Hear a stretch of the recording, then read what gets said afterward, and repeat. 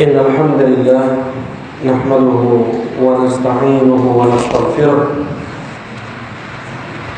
ونعوذ بالله من شرور أنفسنا ومن سيئات أعمالنا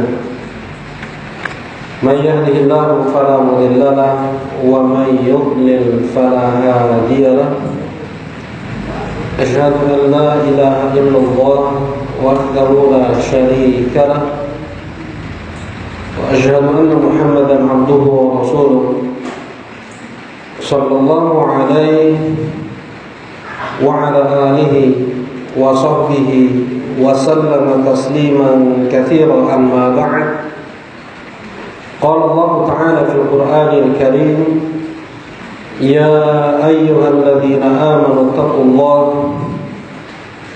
ولتنظر نفس ما قدمت لغد واتقوا الله إن الله خبير بما تعملون.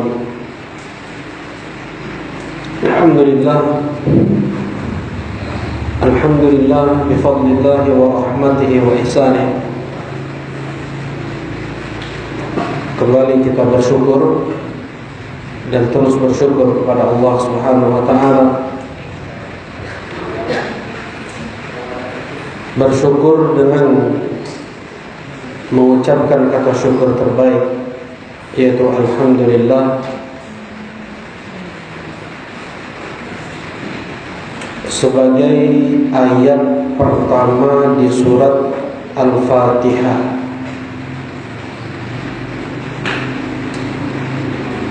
Yang Rasulullah sallallahu alaihi wasallam beliau selalu memulai khutbah dan ceramah beliau dengan alhamdulillah, pujian-pujian, sanjungan-sanjungan kepada Allah Subhanahu wa taala. Yang dengan limpahan nikmat, rahmat dan ihsannya kembali kita dapat melanjutkan kajian kitab Khudh Aqidatak Minal Kitabi wa Sunnah As-Sahihah. Dan ini mutlak karunia dari Allah Subhanahu wa taala, mutlak hibah, pemberian dari Allah, bukan karena kekuatan kita, bukan karena sehatnya fisik kita, bukan karena hal-hal lainnya, tapi ini mutlak karena karunia ilahi. Jangan sampai seseorang menyandarkan kebaikan itu kepada dirinya, karena kalau bukan anugerah dari Allah, dia tidak memiliki apapun. Memang kita tidak memiliki apapun, sehelai rambut pun kita tidak memilikinya. Semua itu hanya milik Allah Subhanahu wa taala. Inna lillahi wa inna ilaihi raji'un. Kita semua milik Allah. Kita semua milik Allah. Inna lillahi ma a'ta wa lahu ma akhadha wa kullu syai'in 'indahu bi ajalin musamma. Milik Allah yang Allah pinjamkan kepada kita, milik Allah pula lah yang Allah ambil dari kita, dan segala sesuatu itu telah ditulis, sudah ada ajalnya. Nah,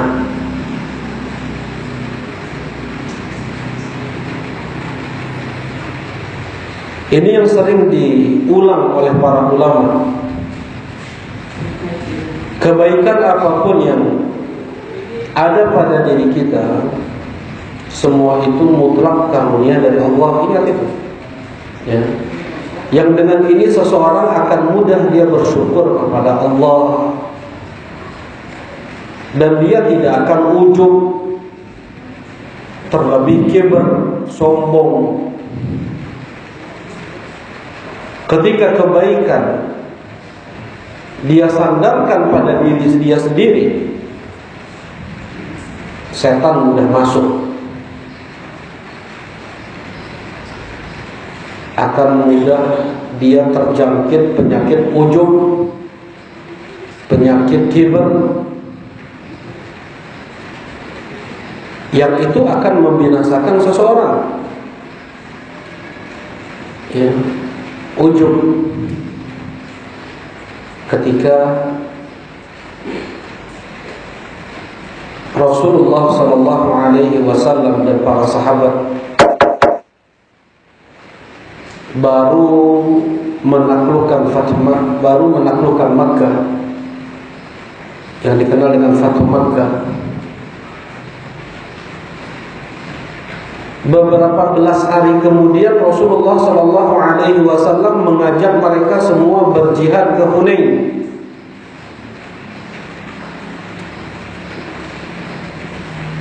Nah, di tengah perjalanan, karena memang sahabat sebagian pada saat itu mereka belum banyak mengenal tentang perincian Islam, tidak bolehnya ujub, bangga diri, haram, apalagi kibr, sombong. Yang ada pada seorang muslim itu hanya syukur, tidak ada bangga. Sebagian kaum muslimin yang baru masuk Islam, Quraisy maksudnya, di tengah perjalanannya ke Hunain mengatakan, siapa yang bisa mengalahkan kita sekarang ini? Jumlah kita sudah 3.000 orang melawan kampung Hunain. Siapa lagi yang bisa mengalahkan kita saat ini? Ujub.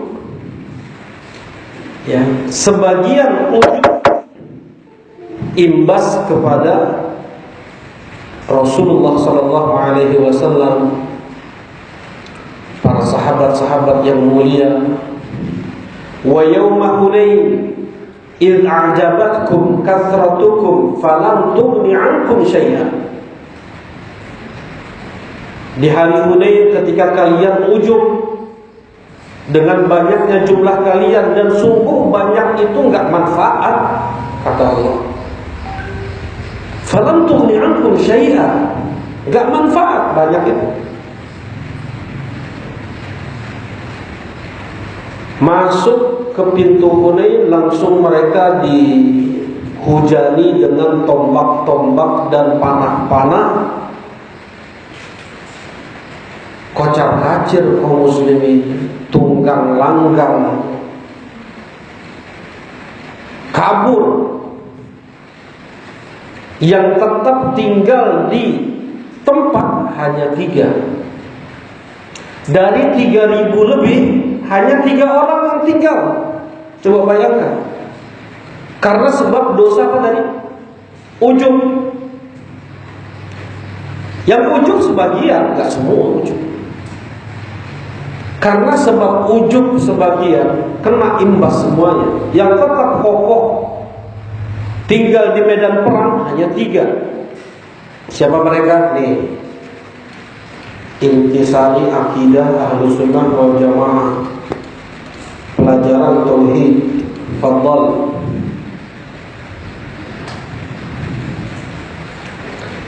Khusus tulab. Fadhal. Perang Hunain, sirah, pelajaran sirah, murajaah aja nih. Tafadhal. Siapa 3 orang itu yang tetap kokoh di medan perang, padahal selebihnya kabur, tunggang langgang. فَضَاقَتْ عَلَيْهِمُ الْأَرْضُ بِمَا رَحُبَتْ ثُمَّ وَلَّيْتُمْ مُدْبِرِينَ ثُمَّ أَنزَلَ اللَّهُ سَكِينَتَهُ عَلَى رَسُولِهِ وَعَلَى الْمُؤْمِنِينَ وَأَنزَلَ جُنُودًا لَمْ تَرَوْهَا. Nah, di surat At-Taubah, fadhal. Nabi Muhammad,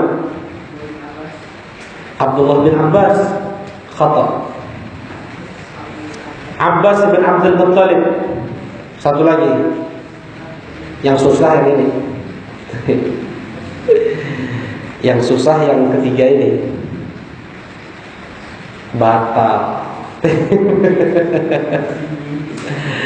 Ayo googling dulu ya. Fadhol. Angkat tangan tadi. Fadhol. Satu lagi siapa? Abu Sufyan bin Harits. Masya Allah. Jazakallah khair. Gimana ini ya? Ini batal ya? Apa? Oh, udah sempat khair insyaallah. Nah, jadi 3 orang yang tetap kokoh di medan perang pada saat itu, Rasulullah sallallahu alaihi wasallam, kemudian Abbas ibn Abdul Muttalib, yang ketiga adalah Abu Sufyan ibn Harits. Bukan Abu Sufyan Sakhr ibn Harb, bukan. Abu Sufyan ibn Harits. Beliau ini masih sepupu Rasulullah sallallahu alaihi wasallam. Abu Sufyan ibn Harits ini. Dan ketika Rasulullah sallallahu alaihi wasallam di Makkah mendakwahkan Islam, beliau sangat membenci Rasulullah sallallahu alaihi wasallam. Abu Sufyan ini sangat membenci Rasulullah sallallahu alaihi wasallam. Justru di antara yang terdepan dalam menentang dakwah Islam ketika di Makkah. Ketika masuk Islam pun Rasulullah biasa aja, karena apa yang sudah diperbuatnya ketika di Makkah dulu. Ya, Rasulullah SAW tidak menyambut hangat Islamnya Abu Sufyan bin Harits ini. Nah, kata Ali bin Abi Thalib dan yang lainnya dari kalangan sahabat, tentu perlu pembuktian, perlu sesuatu untuk memperlihatkan kejujuran Islam. Nah, disitulah ya, di saat Hunain itulah beliau sedikit pun tidak gentar, bahkan memegang tali kekang Bighal Rasulullah SAW, dipegang oleh Abu Sufyan bin Harits. Sejak saat itulah Rasulullah SAW hangat kepada Abu Sufyan bin Harits. Ya, sejak saat itu Rasulullah SAW kemudian turun dari Bighalnya, mengambil segenggam pasir, kemudian dilemparkan ke arah orang-orang Hunain. Syahatil wujuh. Rasulullah mengatakan demikian, ana nabiyyun la kadhib, ana Abdul Muttalib. Syahatil wujuh, aku nabi tidak dusta, aku putra Abdul Muttalib. Dilemparkan pasir tersebut ke arah orang-orang Hunain, dan tidak ada di antara mereka kecuali terkena butir pasir yang Rasulullah SAW lemparkan. Mukjizat Rasulullah SAW. Kemudian dipanggil oleh Abbas, ya ashabul syajarah, ya ashabul aqabah, wahai yang membaiat Rasulullah SAW di pohon, di bawah pohon Syajaratul Ridwan, yang membaiat Rasulullah SAW di Aqabah, wahai ya lal muhajirun, ya lal ansar. Kemudian berdatangan semuanya, mereka menyerang Hunain. Jadi ingat, ujub itu menghancurkan. Nabi, ada Nabi, hadis sahih dikeluarkan oleh Asy-Syaikh Muqbil rahimahullahu taala dalam Al-Jami' As-Sahih mimma laysa fi sahihain. Hadis Rasulullah SAW menceritakan ada salah seorang nabi yang mempunyai umat yang sangat banyak. Ujub nabi tersebut dengan banyaknya umatnya, Allah langsung berfirman, langsung Rasulullah berkata, langsung Allah Subhanahu wa taala berkata kepada nabi tersebut, engkau pilih, umatmu mati kelaparan, umatmu mati diperangi musuh, atau umatmu mati begitu saja. Harus mati.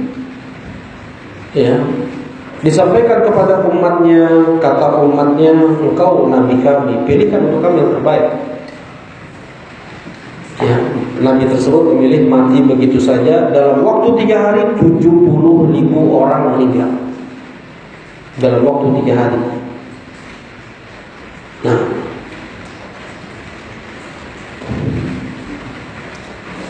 jadi kembalikan semua nikmat itu kepada Allah. Ingat, harus terus rendah diri di hadapan Allah. Harus terus rendah hati di hadapan makhluk. Rendahkan diri. Rendahkan diri. Hinakan diri di hadapan Allah. Jangan merasa sudah banyak beramal nih untuk Allah nih, udah banyak beribadah. Jangan seperti itu. Yang seperti itu biasanya rusak memang hatinya. Ya. Gak ada yang tahu amalan kita sejak belasan tahun atau puluhan tahun itu diterima oleh Allah. Gak ada yang tahu. Taubat kita diterima oleh Allah. Gak ada yang tahu. Yang jelas dosa kita dicatat oleh Allah Subhanahu wa ta'ala. Baik, insyaallah kita akan melanjutkan pelajaran kitab Khudh aqidataka minal kitabi wa sunnah as-sahihah. Ambillah akidahmu dari Al-Quran dan Sunnah yang sahih.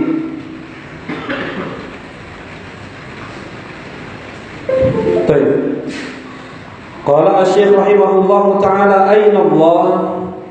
Al-jawab, Allahu fawqa al-'arsy 'ala as-sama'. Qala subhanahu wa ta'ala, Ar-Rahmanu 'ala al-'arsy istawa. Wa ay 'ala wartafa'. Kama jaa fil Bukhari. Wa qala sallallahu alaihi wasallam, inna Allah kataba kitaban fa huwa 'indahu fawqa al-'arsy, muttafaqun alaihi. Nah, ini akidah Ahlus Sunnah wal Jamaah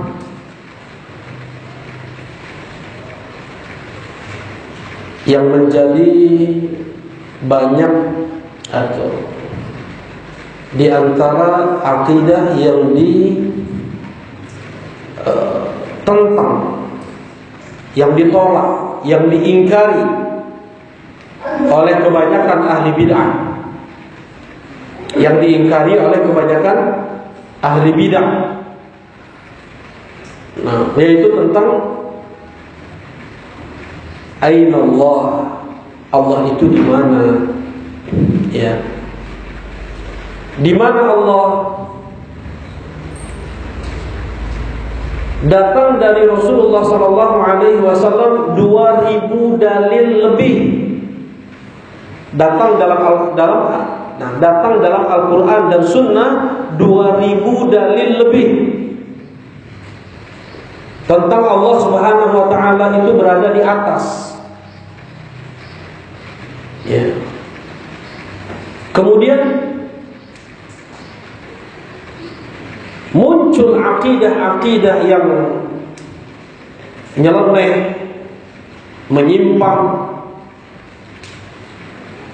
mengatakan Allah Subhanahu wa ta'ala di mana-mana, mengatakan Allah Subhanahu wa ta'ala sudah bersatu dengan sebagian walinya. Baik. 2000 dalil lebih menyatakan Allah Subhanahu wa ta'ala di atas arsy. Kita sekarang di bumi. Di atas bumi adalah langit yang pertama. Jarak antara bumi dengan langit yang pertama berapa jauh? Sudah disampaikan dulu berapa jauhnya? 500 tahun perjalanan non-stop. 500 tahun perjalanan antara bumi dengan langit yang pertama. Di langit yang tebal, langit pertama 500 tahun perjalanan. Dari langit yang pertama ke langit yang kedua 500 tahun perjalanan. Tebal langit yang kedua 500 tahun perjalanan, begitu seterusnya sampai ke langit yang ketujuh. Di atas langit yang ketujuh ada kursi. Wasi'a kursiyyuhus samawati wal ardh. Luasnya kursi Allah itu jauh melewati langit-langit dan bumi. Langit-langit dan bumi dengan kursi bagaikan gelang-gelang tangan atau koin-koin uang dilemparkan ke padang pasir yang tak bertepi dilihat oleh mata. Gak ada bandingannya. Gelang tangan saja dengan lapangan sepak bola jauh lebih kecil, jauh sangat kecil sekali koin atau gelang tangan tersebut. Ini padang pasir yang tidak bertepi kita lihat dengan mata kita. Itu luasnya kursi Allah dari langit-langit dan bumi. Seperti 8 gelang dilemparkan ke padang pasir yang sangat luas, kata Rasulullah SAW. Dan kursi tempat 2 kaki Allah, maudhi' qadamai rahman. Enggak boleh, kita sudah kita bahas pertemuan sebelumnya ya. Ketika datang hadis-hadis tentang sifat, akal kita langsung direm. Tidak boleh membayangkan bagaimana sifat-sifat Allah Subhanahu wa taala. Kursi Allah itu seperti kubah. Kursi Allah itu seperti kubah. Di atas kursi 500 tahun perjalanan lagi ada bahar, samudra, lautan. Di atas laut 500 tahun perjalanan lagi ke atasnya ada Arsyur Rahman, ada singgasana Allah Subhanahu wa taala, makhluk yang paling tinggi. Tidak ada lagi makhluk di atas arsy. Walaupun sebagian ulama mengatakan ada, yaitu qalam. Nah, makhluk yang paling tinggi adalah arsy, makhluk yang paling besar adalah arsy. Sehingga sama Allah Subhanahu wa taala tidak ada yang tahu besarnya arsy kecuali hanya Allah Subhanahu wa taala. Ingat, ditekankan lagi, tidak ada makhluk di atas arsy. Wallahu fawqal arsy, dan Allah di atas arsy, di atas seluruh makhluknya. Jelas insyaallah? Baik. Siapa yang mengatakan Allah di atas arsy? Siapa yang mengatakan Allah di atas arsy? Allah sendiri. Berulang kali Allah menyebut itu di dalam Al-Quran. Berulang kali. Masih juga ada manusia berspesies menolak keberadaan Allah di atas arsy. Lancangnya dia, lancang ya, angkuhnya dia. Allah yang mengatakan dirinya di atas arsy. Banyak hadis Nabi SAW mengatakan bahwasanya Allah di atas arsy. Siapa yang lebih tahu tentang diri Allah? Allah sendiri. Dari kalangan manusia Rasulullah SAW, dan Rasulullah SAW pun hanya menyampaikan sebatas apa yang diwahyukan kepada beliau tentang sifat-sifat Allah, tidak lebih. Ya.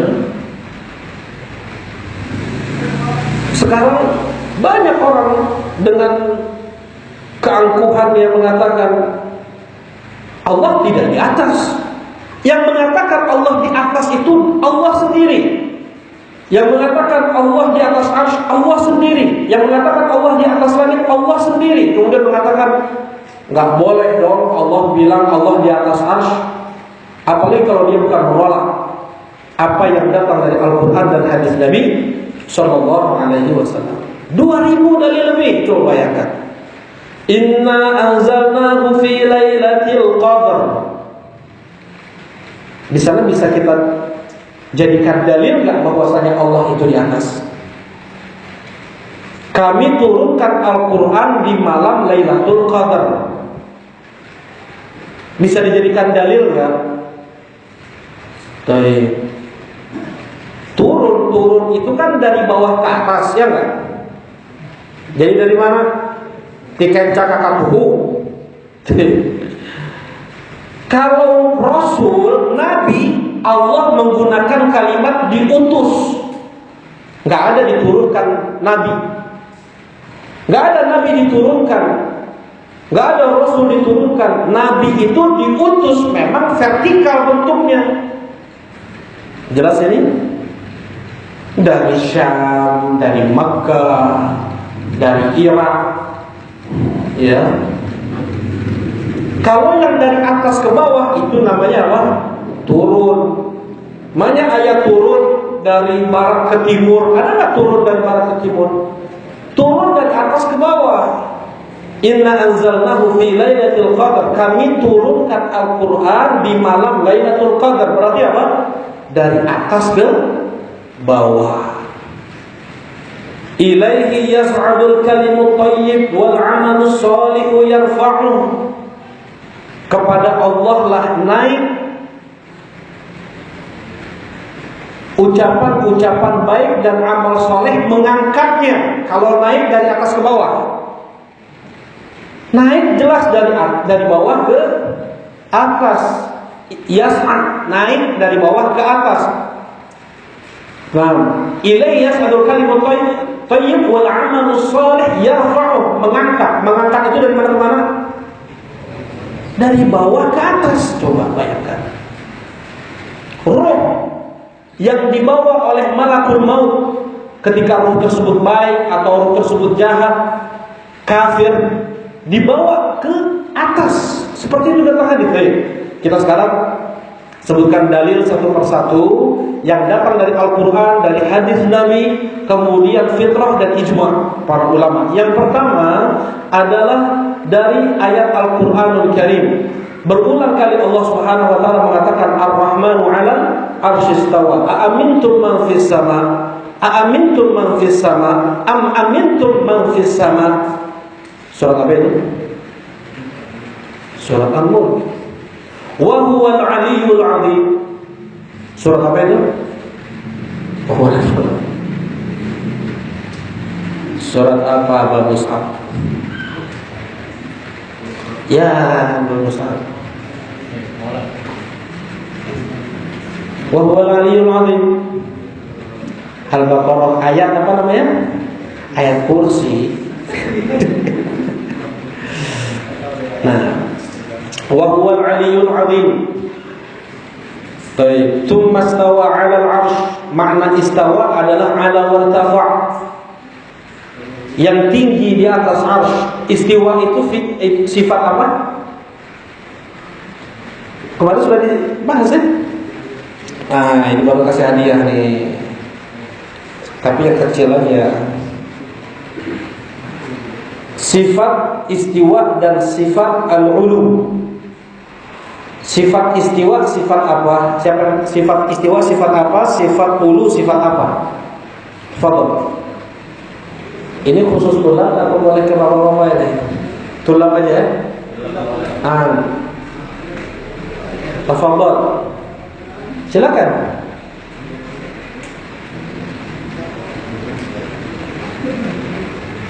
Siapa yang mau jawab?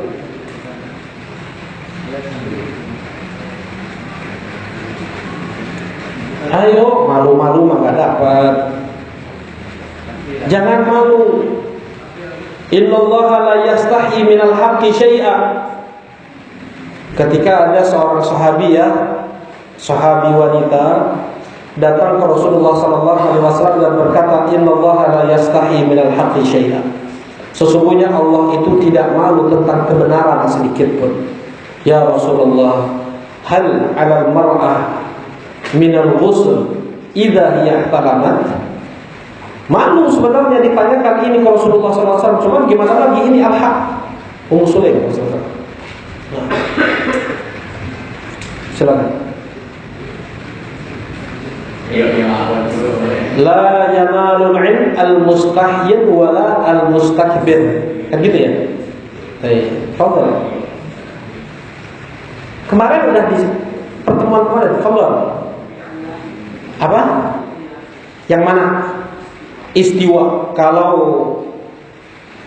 al-ulu apa? Fi'liyah. Apa namanya? Batal lagi.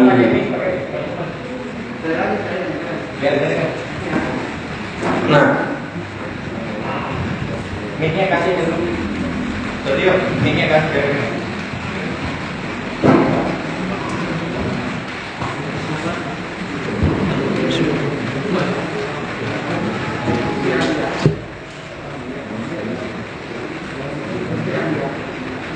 Diulangi lagi yang keras. Kalau sifat istiwa sifat apa? Fi'liyah. Sifat al-ulu sifat baik. Masyaallah. Fadhal. Jazakallahu khair. Fadhal. Barakallahu fiik. Dibagi-bagi sama yang kasih tahu ya. Baik. Sifat istiwa adalah sifat al-fi'liyah yang Allah lakukan tergantung hikmah dan kehendak Allah. Ingat, sifat fi'liyah adalah sifat yang itu kembali kepada kehendak dan hikmah dari Allah Subhanahu wa taala, seperti sifat tertawanya Allah, sifat marahnya Allah, sifat cintanya Allah. Sedangkan sifatul ulu, sifat Allah itu di atas, itu adalah sifatul dzatiyah.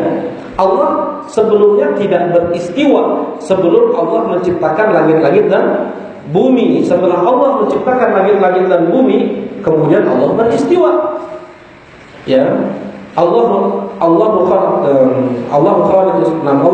khalaqa samawati wal ard wa ma bainahuma tsumma stawa 'alal 'arsy. Kemudian beristiwa di atas 'arsy. Sedangkan sifatul ulu, sifat tingginya Allah itu sifat dzatiyah yang selalu melekat pada Allah, tidak pernah terpisah pada Allah sekalipun, sedetik pun. Allah turun ke langit dunia. Ini kemarin ini ana terluputkan sedikit. Allah turun ke langit dunia di setiap sepertiga malam terakhir. Allah turun ke langit dunia di setiap sepertiga malam terakhir. Wallahu fawqal 'arsy, dan Allah tetap di atas 'arsy, dan Allah tetap di atas seluruh makhluknya. Jelas ini? Bisa diimani. Ini iman ahlu sunnah wal jamaah. Jadi jangan pakai akal lagi. Jangan coba-coba mengkaitkan beberapa dalil tentang sifat Allah itu dengan akal manusia yang kita ini perlu batas. Ya, akal kita ini dangkal. Allah Subhanahu wa taala turun ke langit dunia di setiap sepertiga malam terakhir, dan Allah berada di atas arsy-Nya, di atas seluruh makhluknya. Bisa diimani? Alhamdulillah, fadl min Allah. Baik.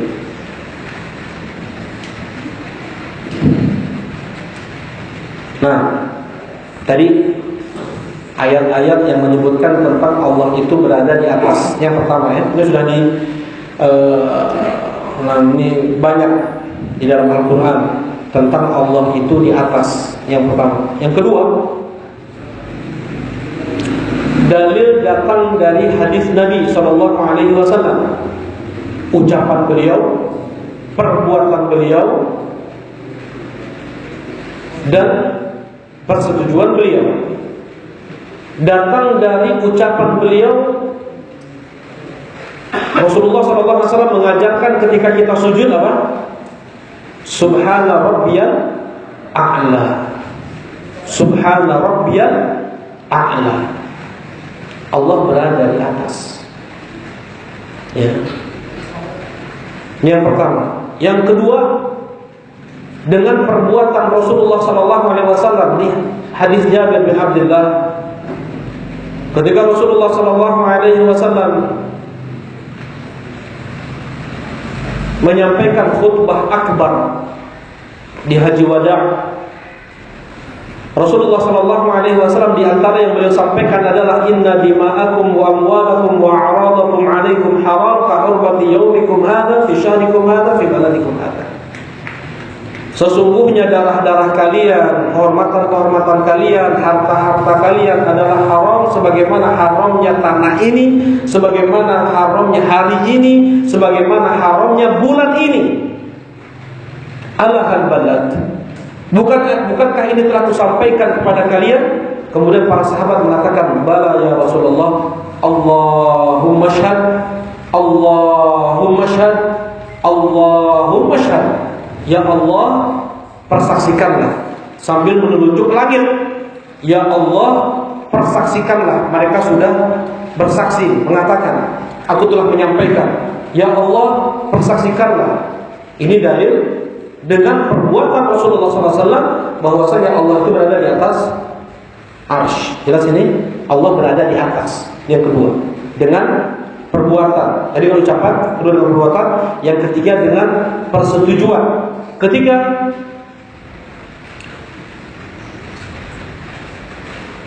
Muawiyah ibn Hakam. Muawiyah ibn Hakam, sahabat Nabi SAW. Beliau sholat di Masjid Nabawi, ya. Sudah turun ayat tentang larangan untuk berbicara. Sebelumnya di awal-awal Islam itu masih ngobrol sahabat dengan sebelahnya itu kalau sedang sholat.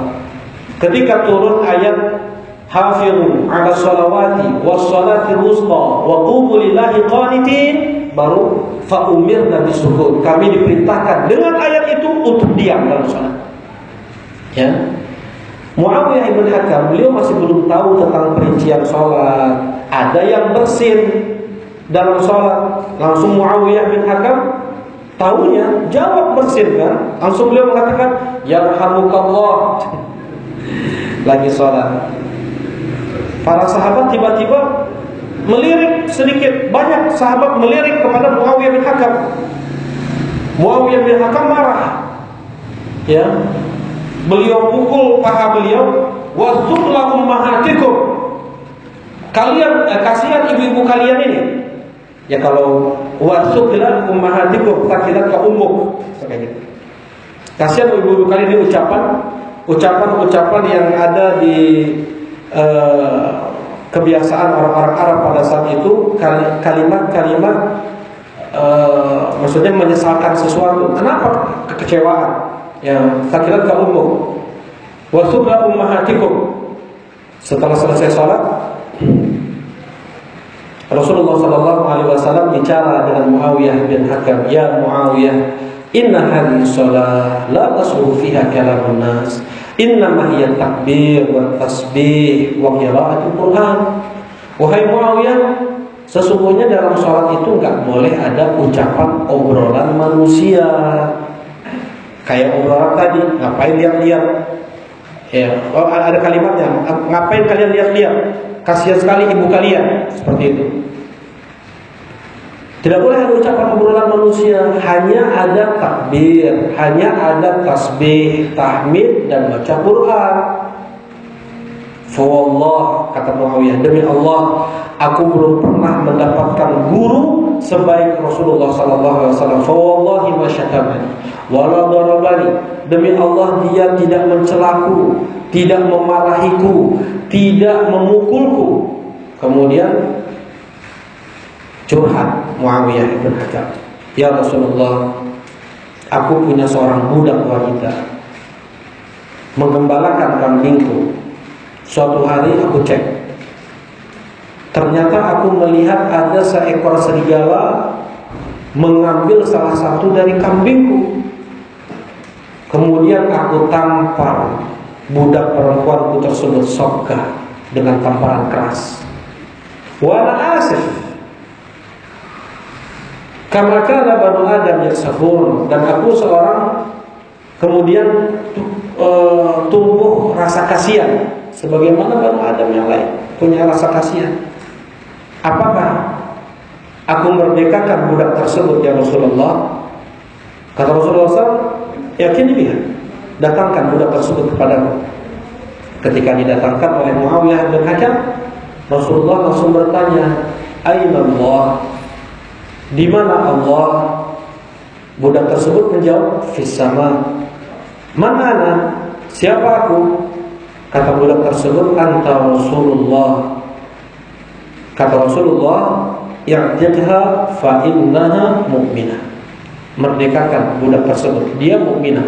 Karena yang boleh dimerdekakan hanya mukminah dari budak itu. Baik. Ini persetujuan dari Nabi sallallahu alaihi wasallam dari ucapan budak tersebut bahwasanya Allah di mana? Di atas langit. Ya. Bahwasanya Allah Subhanahu wa taala di atas langit. Nah, ini ikrar, persetujuan dari Nabi. Kemudian secara fitrah, secara naluri, Allah itu di atas langit. Secara naluri. Obrolan kita orang Indonesia, ya, obrolan kita orang Indonesia, mereka sekalipun yang mengatakan, yang tidak meyakini Allah itu berada di atas, mereka pun mengucapkan percaya takutlah kepada yang ada di atas, ya, mintalah kepada yang di atas. Ini udah ucapan keseharian mereka kan? Nah, secara fitrah. Kemudian dalam berdoa secara fitrah, mau orang kafirnya, mau itu Yahudinya, mau itu Nasraninya, mau itu orang tidak beragamanya, ya, orang tidak beragama, dia meyakini ada Tuhan, tapi dia nggak mau beragama. Ini orang Korea. Ada orang komunis yang dia meyakini tidak ada Tuhan itu. Kalau orang Korea percaya ada Tuhan, apa namanya itu? Percaya ada Tuhan, tapi dia tidak mau beragama. Apa namanya? Agnostik apa namanya? Bukan, ateis, dia yang tidak bertuhan. Agnostik, jazakallah khair. Nah dia ini siapapun dia, nalurinya mengatakan Allah itu di atas. Ya. Ketika mereka berdoa mengangkat kedua tangan. Kalau ngegolin gawang orang-orang kafir itu, yang mereka tunjuk apa? Yang mereka tunjuk ke atas ya. Dan orang kufar nih. Orang-orang nggak belajar juga, mereka agama mereka pun nggak mereka pelajari juga. Tato sekujur tubuh. Pas sudah menggolkan, bahagianya mereka. Kemana mereka tunjuk? Nunjuk ke atas. Ini kejadian. Anak tinggal di rumah Abiana di Cibaduyut. Ya, ada toko di sana. Masuk anak kecil kelas 1 SD umur 7 tahun, masuk ke toko. Anak ini pemberani, maksudnya dia bicara berani gitu ya. Anak ini anak nakal. Anak pun tahunya anak nakal ini dari tetangganya. Setelah dia melihat ada orang tinggal sekitar toko, kemudian bilang ke kita, Pak, ini anaknya jangan dibiarin masuk toko. Dia ini anak nakal, sudah banyak sering mencuri sepeda, mencuri ini itu, orang tuanya broken home, rusak orang tuanya. Ini nggak diurus, keluar pagi, pulang jam tengah malam, nggak diurus sama orang tuanya. Atau makan di mana? Coba dari anaknya berani. Ya, suatu hari dia masuk ke toko, anak tanya langsung, Allah di mana? Anak tanya langsung, Allah di mana? Nggak ada satu detik dia menjawab Allah di atas. Anak berani. Kalau nggak berani kan dia malu-malu biasanya, ya nggak. Ini mana dia belajar wasitiyah, masa dia belajar akidatan? Nggak ada. Orang awam, nggak pernah belajar agama. Anak tanya Allah di mana? Tidak ada satu detik dia langsung menunjuk ke atas, Allah di atas. Jelas ini? Secara fitrah, ya, secara fitrah mereka semua mengakui Allah itu di atas. Nah, ketika Nabi Musa alaihi salatu wassalam mendakwahkan bahwasanya Allah itu di atas, apa kata Fir'aun? Ya Haman ibni li sarha la'alli ablughul asbab as-samawati wal ard fa'attali'a ila ilahi Musa wa inni la'adhunnuhu kadhiba. Wahai Haman, buatkan untukku sarh, ya, bangunan tinggi ke langit. Aku mau menjenguk Tuhannya Musa. Nabi Musa mendakwahkan apa? Allah itu di atas. Fir'aun bilang ke jenderal besarnya Haman, buatkan untuk bangunan yang sangat tinggi untuk aku bisa bertemu dengan Tuhannya Musa, dan aku perkirakan Musa itu bohong. Kata Fir'aun. Apa kata Allah? Wajahadu biha wastaiqanatha anfusuhum. Mereka menentang. Haman, Fir'aun menentang dengan lisannya, yang diri mereka meyakini apa yang dikatakan oleh Nabi Musa. Kata Allah di surat Maryam. Jadi secara naluri semua nggak bisa. Sekarang ini dai-dai yang mengatakan bilang Allah itu nggak di atas, yang menyerang dakwah ahlu sunnah, dia sendiri pun secara fitrah mengatakan Allah di atas. Secara tidak bukan disengaja, kesaksian dari Allah menunjuk tangannya ke atas. Baik. Alhamdulillah. Ini dalil-dalil yang menunjukkan bahwasanya Allah itu di atas. Ada berapa dalil tadi dari Al-Quran dan Sunnah?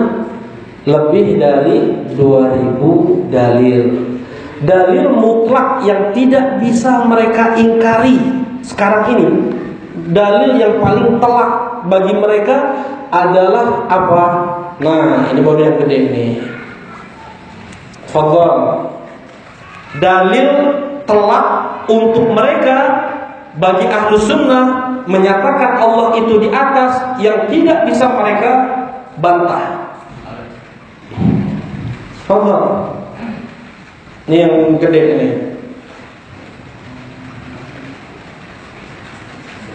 Masya Allah. Nah, Fadhal. Ya, siapa? Dalil enggak? Fadhal, antum baju hitam, iya. Loh, masih lihat ke belakang. Nggak tahu. Nah, ada yang tahu? Ayo, bisikin lagi.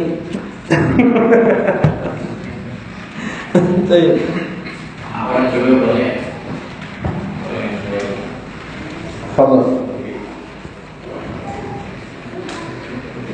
Ini mah mudah tuh. Dalil yang paling telak untuk orang yang menentang Allah itu berada di atas, tapi dalil ini tidak bisa mereka bantah. Tuh Adnan udah ke tangannya, cuman ini untuk tulang Adnan, tapi nggak apa-apa ya Adnan ya. Fadhal, ada yang jawab? Ami Adnan yang jawab nih. Siapa mau jawab? Fadhal. Hah? Apa yang antum tahu, kasih tahu aja. Malu, masya Allah, ada pemalu. Labas al-haya minal iman. Gak apa-apa. Malu itu bagian dari iman.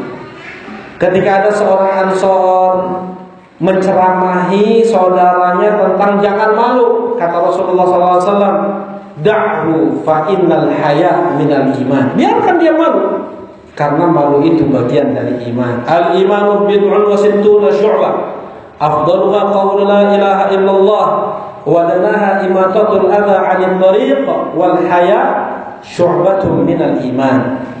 Sedikit tentang hadis ini penting. Ada riwayat al-imanu bid'un wa sab'una syu'bah. Iman itu ada 70 lebih cabang. Ini keliru. Ya, yang betul adalah iman itu mempunyai 60 lebih cabang. Riwayat Muslim, seorang perawi meriwayatkan dengan ragu. Al-imanu bid'un wa sittuna aw wa sab'una syu'bah. Iman itu ada 60 atau 70 lebih cabang. Diriwayatkan oleh Imam Bukhari, al-imanu bid'un wa sittuna syu'bah. Iman itu mempunyai 60 lebih cabang. Jadi kita menggunakan riwayat yang pasti, jangan riwayat yang ragu, jelas ya? Baik. Riwayat yang pastinya 60 lebih cabang. Nah, nggak ada yang lain? Nggak ada yang jawab nih? Baik, tafadhal. Masya Allah. Tentang kisah Mi'raj. Kalau Isra dari mana? Dari Masjidil Haram ke Masjidil Aqsa. Tidak menunjukkan tentang Allah di atas arsy, tetapi kisah Mi'rajnya Rasulullah SAW dari Masjidil Aqsa ke Sidratil Muntaha. Apa itu Sidratil Muntaha? Tempat paling atas makhluk bisa mencapainya. Disitulah Rasulullah pun mendengar soreh aklam, diguratnya qalb. Apa namanya? Suara pena itu, suara pena. Nah, Sidratul Muntaha adalah tempat di mana yang di bumi itu paling, yang di bawah itu paling pol, ke atas itu di Sidratul Muntaha. Tempat paling dekat dengan Allah yang bisa ditempuh oleh penduduk bumi. Sidratul Muntaha. Pas itu Rasulullah SAW. Nah, tadi Rasulullah SAW kalau Isra mengendarai apa? Buraq. Sekali melompat sejauh mata memandang. Bukan buraq itu terbang ya. Ya, lebih kecil daripada kuda, lebih besar daripada bighal. Nah, bighal itu campuran antara kuda dengan keledai. Hukumnya haram, nggak boleh dimakan, sama dengan himar. Keledai nggak boleh dimakan. Kuda halal hukumnya, maksudnya dimakan halal. Buraq dari Masjidil Haram ke Masjidil Aqsa. Dari Masjidil Aqsa ke Sidratul Muntaha Rasulullah naik apa? Naik tangga Mi'raj, tangga 500 tahun perjalanan tingginya. Dari langit yang dari bumi ke langit yang pertama, demikian berikutnya. Enggak mungkin aku naik ya Jibril. Ya. Kemudian dibantulah oleh Jibril alaihissalam sampai ke Sidratul Muntaha, ke atas. Kalau Allah di mana-mananya, ke Cikole, Cikaso, Pangalengan bisa. Ya, Allah di mana-mana. Dan semua kalau berdoa mesti kan ke atas ya kan? Allah di mana-mana, ya kadang ke Katuhu, kadang ke Keca, Katuhu ke Handap, enggak ada. Dan memang enggak ada kayak gitu. Semua orang paling jahil, paling bodoh sekalipun tetap mengangkat tangan ke atas karena Allah berada di atas. Katanya kiblatnya doa cenah atas teh. Kiblat doa itu kiblat sholat yang kiblat doa itu adalah kiblat sholat. Kalau kita mau berdoa, Rasulullah SAW di antara adab doa adalah beliau menghadap kiblat. Kalau dimudahkan pada saat itu untuk menghadap kiblat, hadap kiblat, karena kiblat sholat adalah kiblat apa? Doa. Kenapa kita mintanya ke atas? Karena Allah berada di atas. Anak kita minta jajan nih, kita sedang di sini, dia minta ke sana lah. Enggak, dia minta tangannya ke sini ke atas, kita dia tahu. Dan kita minta ke Allah, Allah ada di atas, karena itu kita tengadahkan tangan kita. Terkadang Rasulullah SAW ketika betul-betul meminta, beliau beristighatsah, beliau sampai mengangkat kedua tangan beliau seperti ini, terlihat putihnya ketiak Rasulullah SAW. Sampai meminta betul, terkadang sampai seperti ini, telapak tangan Rasulullah SAW itu sampai ke bawah, sama dia Allah sampai meminta. Ya, beristighatsah, istisqa juga itu. Nah, jelasin insyaallah ya. Nah, kemudian ada nah, sekarang berarti Allah bertempat. Ini mereka nih bikin syubhat-syubhat. Allah tidak membutuhkan tempat makan. Nah, kita minta penjelasan dulu kepada mereka. Apa yang kalian maksud dari makan, tempat?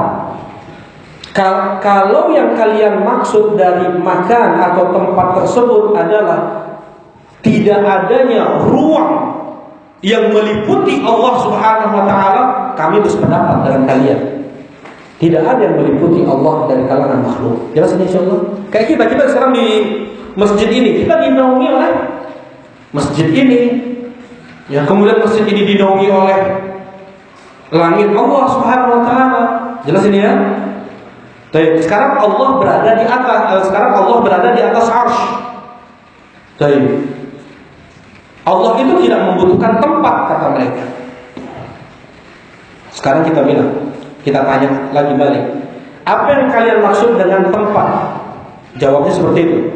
Kalau yang kalian maksud dengan tempat adalah ada ruang yang meliputi Allah, maka kami sependapat dengan kalian. Tidak ada ruang itu.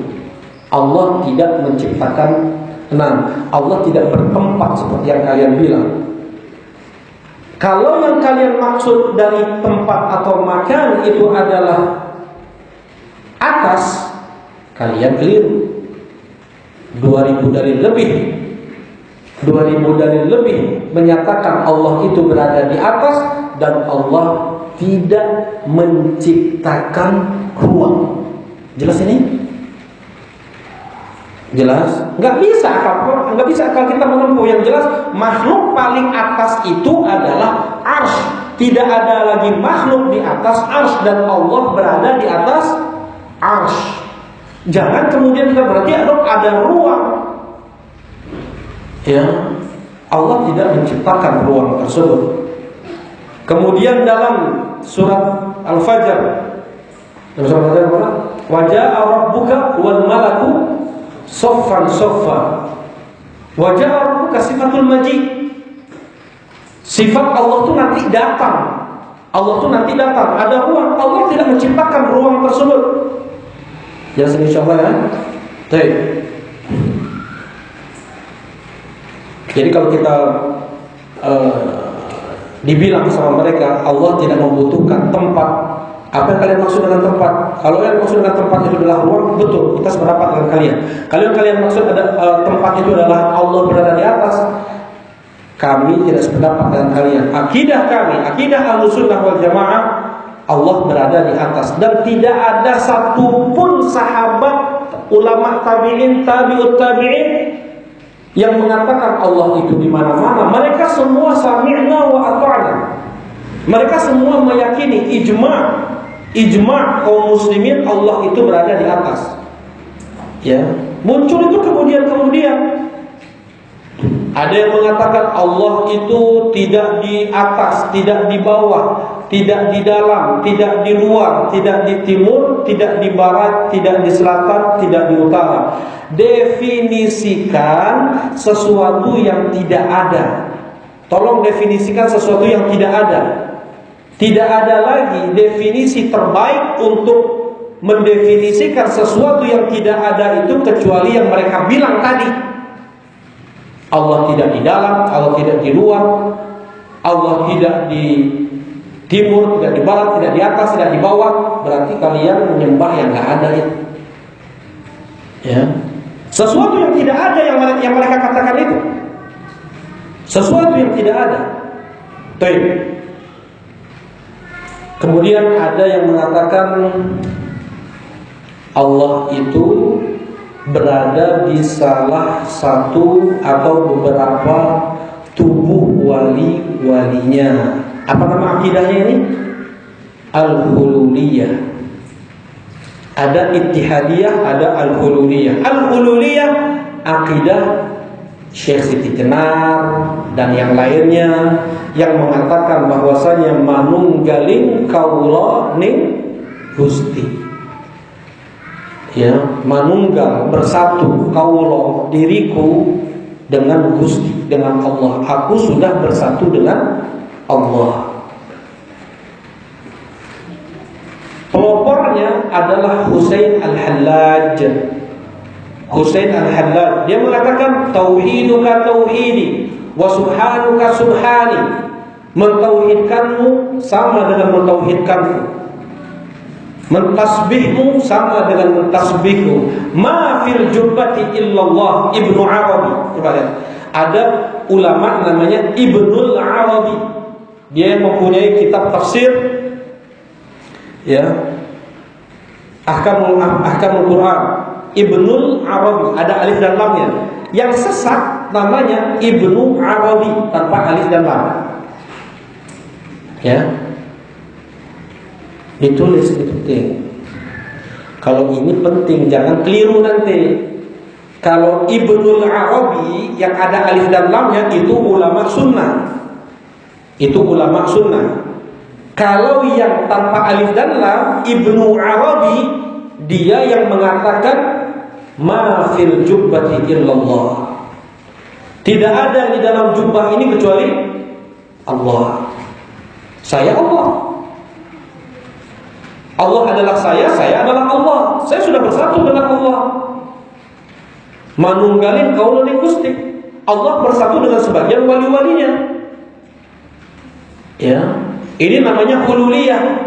Lebih penting orang Kristen dibanding mereka ini hululiyah. Kenapa? Karena mereka meyakini hanya Nabi Isa yang bersatu dengan Allah. Lahud bersatu dengan Nasut. Tuhan bersatu dengan manusia. Jadilah Nabi Isa alaihissalam. Bersatunya Tuhan dengan manusia. Hululiyah. Sebagian sekte Kristen meyakini hululiyah. Mereka sendiri kan bingung. Ada yang mengatakan Isa huwallah, ada yang mengatakan Isa ibnullah, ada yang mengatakan Isa salisul salatah. Allah semua ketiga-tiganya ini dalam Al-Quran. Mereka sendiri pecah. Ada yang mengatakan tadi hululiyah, Isa itu bersatu dengan Allah itu bersatu dengan Nabi Isa, tok satu doang. Ini banyak. Ada yang mengatakan 6, ada yang 7, ada yang 9, ada yang 11. Ya, Allah bersatu dengan wali-walinya yang 6, Allah bersatu dengan wali-walinya yang 7, Allah bersatu dengan wali-walinya yang 9, Allah bersatu dengan wali-wali yang 11, dan seterusnya. Baik. Ini akidah hululiyah yang dikatakan oleh para ulama lebih buruk daripada Nasraniyah. Lebih buruk lagi yang mengatakan Allah itu di mana-mana. Kalau waktu anak SD, guru agama ngajarin kayak gini. Ini Allah nih. Ini Allah nih. Kayak gitu. Ini Allah nih. Dengan enaknya dibilang kayak gitu. Coba. Allah itu di mana-mana. Ini Allah nih. Subhanallah. Nah, ini apa namanya? Ittihadiyah. Kelompok Ittihadiyah. Allah berada di mana-mana. Foto presiden aja nggak ada di WC. Dia mengatakan Allah pun ada di situ. Nasallallahu alaihi. Menjijikkan mereka ini. Ya. Ada sebagian mereka menentang Allah ada di atas, tapi meyakini Allah ada di ajengannya. Itu lebih parah lagi. Ya. Allah nggak di atas, Allah tuh ada di ajengannya. Allah ada di kiainya, Allah ada di walinya. Nah, jelas insyaallah tentang uluhullah. Ya, ada lagi yang aneh lagi. Jadi menurutmu di atas bumi ini ada apa? Malaikat, ada langit pertama. Di atas langit yang pertama ada langit kedua. Diyakini. Terus langit ketujuh, di atas langit ketujuh. Terus dia bilang yakini ada arsy, di atas arsy ada kurubiyun. Kurubiyun itu apa? Kata Syekh Al-Albani. Ini Syekh Al-Albani sedang munaqasyah sama Syekh Al-Azhar. Syekh guru besar di Al-Azhar. Lihat munaqasyah beliau, dengar banyak di media-media munaqasyah beliau sama guru besar Al-Azhar. Dia bilang di atas arsy itu ada kurubiyun. Kurubiyun itu apa? Malaikat yang dekat dengan Allah. Dari mana engkau menetapkan itu? Ya dari kami itu. Gak ada dalil dari Al-Quran dan dari hadis Nabi SAW. Padahal mereka mempunyai kaidah tidak menerima perkara akidah kecuali dari hadis mutawatir. Sedangkan mereka sekarang menetapkan nama malaikat ada yang namanya kurubiyun. Dari mana kita tahu? Mereka menetapkan di atas arsy itu ada malaikat. Dari mana itu?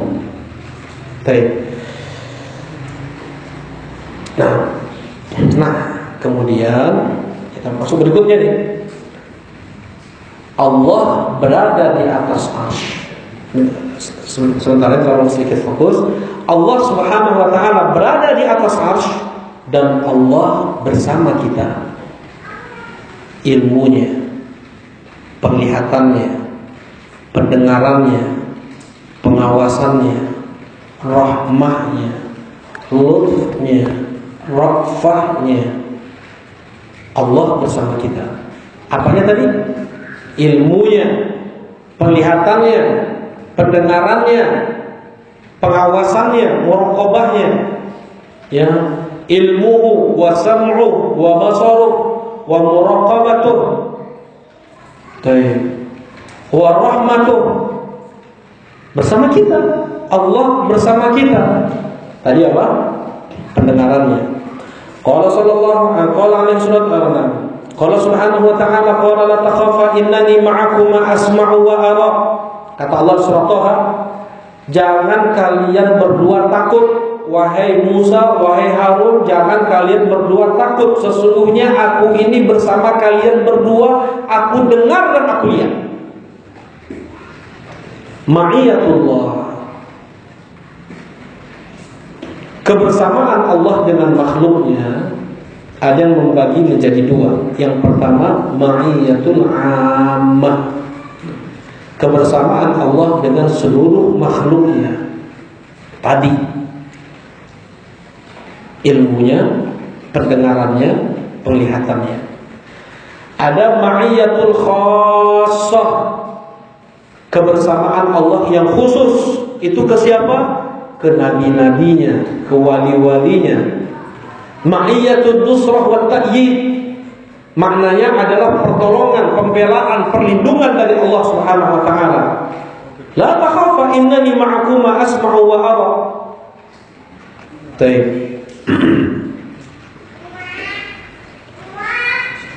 Ya, yang pertanyaan berikutnya, halillahu ma'ana, apakah Allah bersama kita? Ya, jawabannya adalah Allahu ma'ana bi sam'ihi wa ru'yatihi wa ilmihi.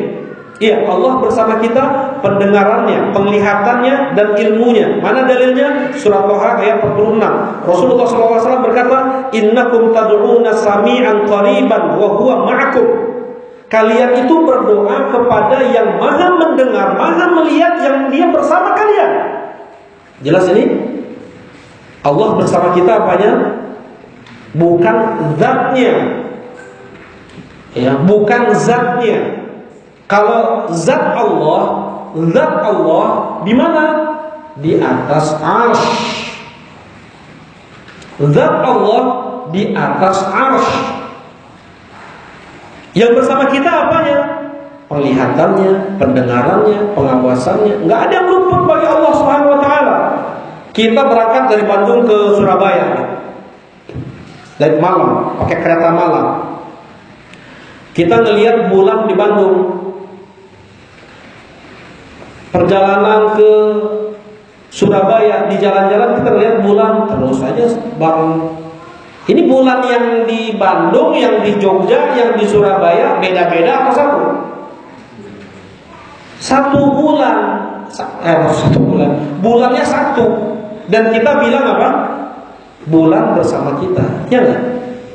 Bulan di mana? Bulan di atas. Ini makhluk Allah yang kecil bagi Allah. Kita bilang apa? Secara bahasa manusia apa? Bulan ada di atas dan bulan bersama kita. Jelas ini? Bulan berada di atas dan bulan bersama kita.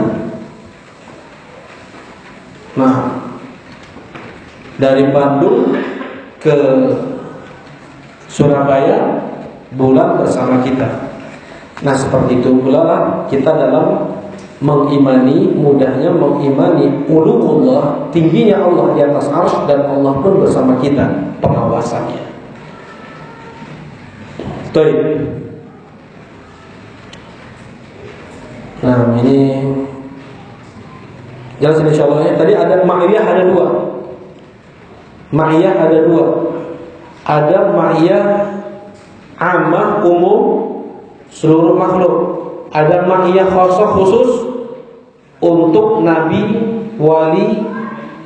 Innallaha ma'as sabirin, innallaha ma'al muttaqin, wallahu ma'as sabirin. Allah bersama orang yang bersabar. Sebagian ulama membaginya menjadi tiga. Ya, ma'iyatul ammah, ma'iyatul khassah, ma'iyatul khassatul khassah. Ma'iyah umum seluruh makhluk, ma'iyah khusus untuk wali-walinya yang muhsin, yang muttaqin, yang sabirin. Khassatul khassah, khusus dari yang khusus untuk nabinya, untuk rasulnya. Baik. Subhanakallahumma rabbana wa bihamdika asyhadu an la ilaha illa anta astaghfiruka wa atubu ilaik. Assalamualaikum warahmatullahi wabarakatuh.